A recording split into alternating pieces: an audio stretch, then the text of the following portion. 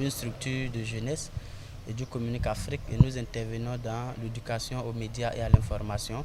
Notre objectif, c'est de permettre aux jeunes de faire une utilisation efficiente du contenu médiatique, avoir un esprit critique, comment analyser. C'est dans ce sens que, vu aussi le contexte socio-culturel, nous avons décidé comme ça de faire des sessions d'éducation en information et à l'éducation.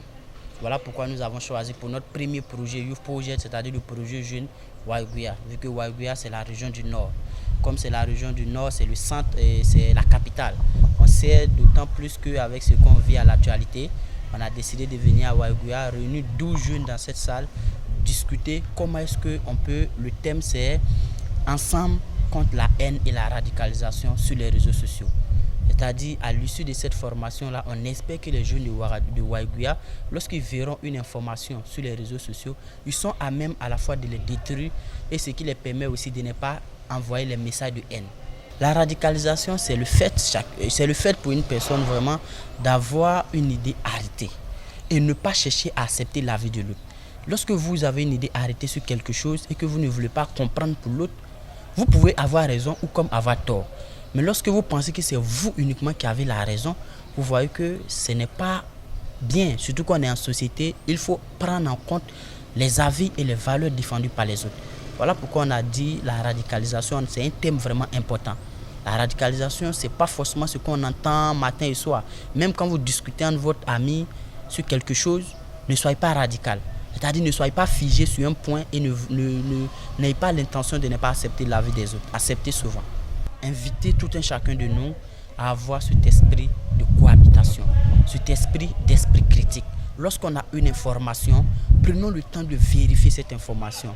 Et en tant que jeune, il n'est pas bien de publier les choses sur les réseaux sociaux qui vont inciter à la haine, à vouloir détruire les autres. Le premier jour, nous avons d'abord appris à nos participants à comprendre ce qu'est le discours de haine sur les réseaux sociaux.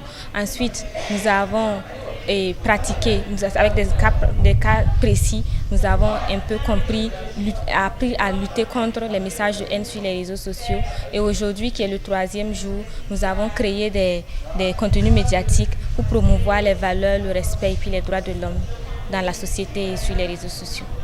Que chacun fasse attention à tout ce qu'il écrit, tout ce qu'il poste sur les réseaux sociaux. Parce que en fait, tout ce que l'on poste là peut avoir une portée. Un simple mot peut avoir beaucoup de connotations négatives. Et ce que nous voulons, c'est que les gens puissent exercer un peu leur esprit critique sur les réseaux sociaux. Ne pas poster seulement pour suivre, faire attention à tout ce que l'on voit et puis l'on lit. Parce que c'est ça en fait l'éducation aux médias et à l'information.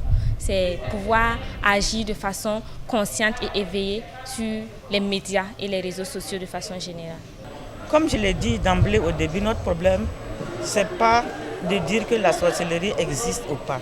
Nous parlons des manifestations de cette croyance qui touchent particulièrement les femmes.